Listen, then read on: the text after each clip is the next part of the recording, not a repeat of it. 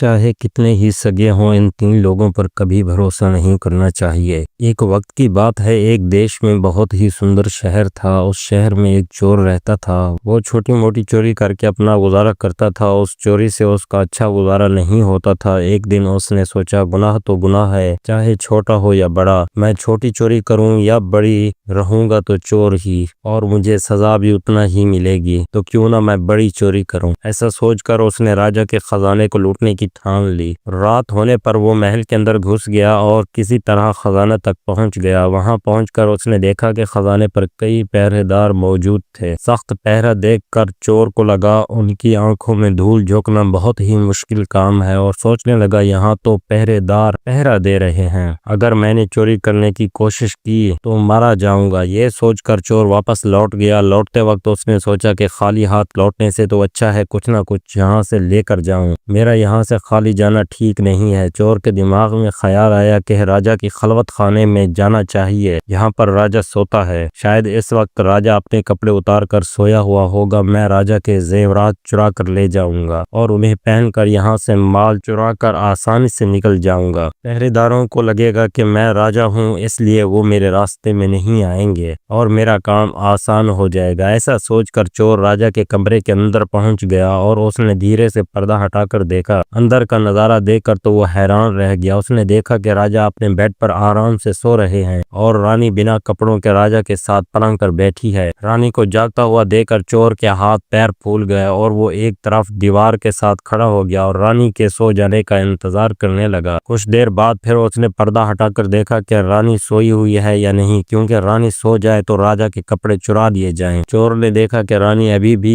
इसी तरह बैठी हुई थी। ये देखकर चोर वहां रखी हुई टेबल पर बैठने लगा। जैसे ही चोर टेबल पर बैठा तो पानी का गिलास जमीन पर गिर गया। उस आवाज को सुनकर राजा की आंख तो नहीं खुली, पर रानी तलवार लेकर बाहर आ गई और तलवार चोर की गर्दन पर रख दी और कहने लगी, कौन हो तुम और यहाँ किस लिए आए हो? सच सच बता दो वरना मैं तुम्हारा सर धड़ से अलग कर दूंगी। चोर डर के मारे पसीना पसीना हो गया और हाथ जोड़कर कहने लगा, रानी साहिबा मेरी जान बख्श दो, मैं गरीब चोर हूँ और चोरी करने के इरादे से आया हूँ। छोटी मोटी चोरी करके अपने परिवार का गुजारा करता हूँ। आप मुझे मार देंगी तो मेरे बच्चे अनाथ हो जाएंगे। मैं वादा करता हूँ कि इस बार मुझे छोड़ दो, मैं कभी दोबारा राजमहल में नहीं आऊंगा और इस तरफ मुड़कर भी नहीं देखूंगा। रानी साहिबा मेरे छोटे छोटे बच्चों पर रहम करो। रानी को इस पर रहम आया और उसने कहा, मैं तुम्हें एक शर्त पर छोड़ सकती हूँ। चोर ने पूछा, क्या शर्त है? उसने कहा मेरे साथ रात गुजारो, यानी मेरे साथ हम बिस्तरी करो, तो फिर मैं तुम्हें यहाँ से जाने दूंगी, वरना एक ही झटके में तुम्हारा सर काट दूंगी। रानी की यह अनोखी शर्त सुनकर चोर और भी ज्यादा घबरा गया और कहने लगा, रानी साहिबा ये आप क्या कह रही हो? मैं तो एक छोटा मोटा चोर हूँ और आप इतने बड़े राजा की रानी है, मेरी क्या औकात कि मैं आपके साथ ऐसा करूँ? मेरे लिए ये सोचना भी बहुत बड़ा गुनाह है। रानी ने कहा, मैं कुछ नहीं सुनना चाहती, अगर तुम्हें अपनी जान प्यारी है तो मैं जैसा कहती हूँ वैसा करो, वरना मरने के लिए तैयार हो जाओ। रानी की ये बात सुनकर चोर की जान हलक में अटक गई। चोर सोचने लगा, आज मैं बहुत बड़ी मुसीबत में फंस गया हूँ, अगर मैंने रानी की बात नहीं मानी तो मैं मारा जाऊंगा, अगर मान जाऊंगा तो भी मारा जाऊंगा। चोर बहुत बड़ी सोच में पड़ गया। आखिरकार रानी के साथ रात गुजारने के लिए तैयार हो गया और कहा, रानी साहिबा मुझे 5 मिनट का वक्त है। रानी ने कहा, ठीक है, आपके पास 5 मिनट का वक्त है। चोर थोड़ा दरवाजे की तरफ हुआ और भागने लगा। भागते भागते दरवाजे तक जा पहुंचा। दरवाजे पर पहुंचते ही जो पहरेदार मौजूद था उसने उसे पकड़ लिया। चोर डरा हुआ था। उसने पहरेदार को सारी बात बता दी कि मैं एक चोर हूं और राजमहल में चोरी करने के लिए आया हूं।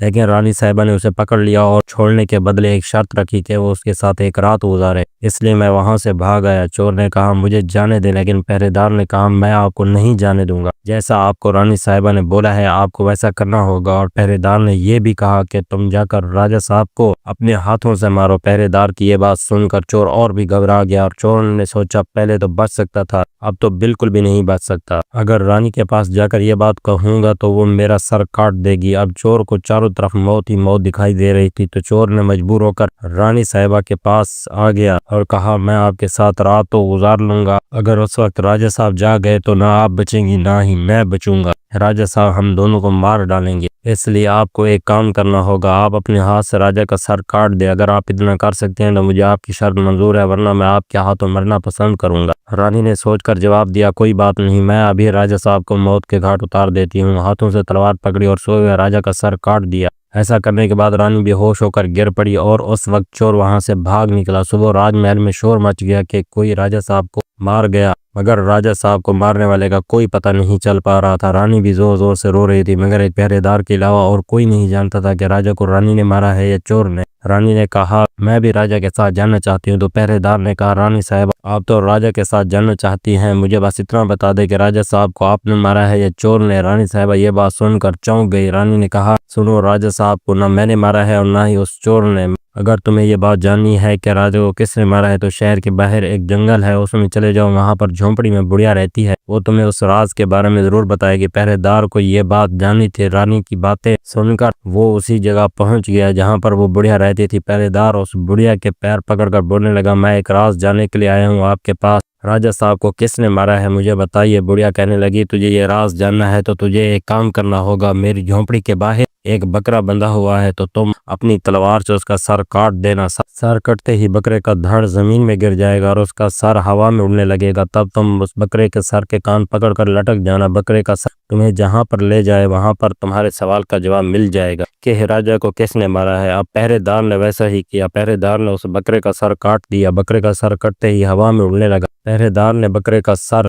पकड़ लिया और वहां से उड़ने लगा। बकरे का सर उसे एक भयानक जगह पर ले गया। जैसे ही पहरेदार वहां पर उतरा, उसने सोचा, यहाँ तो कोई भी नहीं है, यहाँ पर कौन मुझे राजा की मौत के बारे में बताएगा। वो जगह एक जिन की थी। एक जिन और उसकी बेटी वहां पर रहते थे। जिन ने सोचा कुछ खाने के लिए बाहर से ले आऊं। फिर उसके बाद उसकी बेटी गुफा से बाहर आई। बाहर आकर उसने देखा कि एक हट्टा कट्टा नौजवान खड़ा है। जिन की बेटी ने सोचा, मैं इसे खा लेती हूँ तो मेरे एक वक्त की भूख मिट जाएगी। अगर मैंने इसे जिंदा रखा तो ये नौजवान मेरे बहुत काम आएगा। उसकी बेटी एक खूबसूरत लड़की की सूरत अख्तियार की और उसके सामने आ गई। इतना खूबसूरत लड़की उसने आज तक नहीं देखी थी। उसने उसे देखते ही उसका दीवाना हो गया। लड़की भी उसे अपनाने के लिए आई थी, इसलिए उसे अपनी गुफा में ले आई और उसके साथ खूब मस्ती की। जब उसके बाप के आने का वक्त हुआ तो उसने उसे मक्खी बनाकर दीवार पर चिपका दी। राक्षस आया और उसने बेटी से पूछा कि मुझे कोई इंसान की बदबू आ रही है, मुझे लगता है कि कोई आदमी हमारी गुफा में आया है। तब बेटी बहाना बना कहने लगी, हमारे होते हुए कौन यहाँ पर आने की जरूरत कर सकता है। इस तरह उसने अपने बाप को गुमराह कर दिया और रोज रात को उसे आदमी बनाकर उसके साथ मस्तियां करती और दिन में उसे मक्खी बनाकर दीवार पर चिपका देती थी। ऐसा करते करते पहरेदार को काफी दिन गुजर गए। अब उसे अपनी बीवी और बच्चों की याद आने लगी। पहरेदार वहां से रोज निकलने की कोशिश करता था, मगर उसे कभी मौका नहीं मिलता था। आखिरकार उसे मौका मिला और वो वहां से भाग निकला। वो वापस अपने घर पहुंच गया। फिर वो अपने घर रहने लगा। फिर एक दिन उस पहरेदार को उस लड़की की याद आई। अब उसको दिन रात उस लड़की का ख्याल आने लगा। उस लड़की की खूबसूरती उसे सोने ना देती थी। फिर हर वक्त वो उसकी सोचों में गुम रहने लगा। उससे किस तरह मिलूं। फिर उसने उससे मिलने का सोच लिया। पिछली बार तो एक बुढ़िया ने उसे वहां पहुंचा दिया था, तो अब वो वहां कैसे जाएगा। ये सोचते सोचते उसे एक ख्याल आया कि क्यों ना मैं उस बुढ़िया के पास दोबारा चला जाऊं। फिर वहीं जगह बुढ़िया के पास वो पहुंच गया और वहां जाकर कहने लगा, मुझे एक बार वहां पहुंचा दो। वो बुढ़िया से कहने लगा, मुझे एक बार फिर उसी जगह पर पहुंचा दो जहां तुमने पहले मुझे भेजा था। अब वो राजा का राज जानना भूल गया। अब उस लड़की का इश्क उसके सर पर सवार था। बुढ़िया ने कहा, पहले तो मेरे पास एक बकरा था जिसके कान पकड़कर आप वहां पर चले गए थे, अब तो वो भी नहीं है। अब मैं तुम्हें वहां पर कैसे पहुंचाऊं। पहरेदार ने कहा, जैसा करो मुझे वहां तक पहुंचाओ। बुढ़िया ने कहा, अच्छा एक बात है, आप अपने बेटे को मेरे पास लाएं। पहरेदार ने कहा, ये कौन सी बड़ी बात है,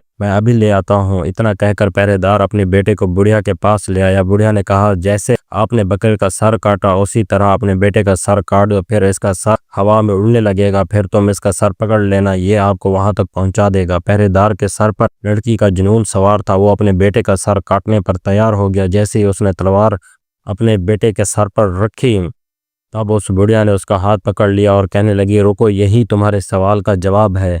चाहे कितने ही सगे क्यों ना हो, इन तीनों पर कभी भी भरोसा नहीं करना चाहिए। पहला राजा को ना चोर ने मारा था, ना रानी ने, राजा को हवस ने मारा था। जिस तरह लड़की के प्यार में अंधा होकर तो अपने बेटे को मारने के लिए तैयार हो गया। दूसरा, माल की लालच में आकर कोई भी किसी को मार सकता है। तीसरा, औरत का इश्क, फिर बाद में आदमी को जिंदगी भर पछताना पड़ता है। उम्मीद करते हैं दोस्तों आपको ये सुनाई गई कहानी बहुत ही पसंद आई होगी। अगर आपको ये कहानी पसंद आई है तो इसे लाइक करें, शेयर करें और मेरे चैनल को सब्सक्राइब कर दें। शुक्रिया।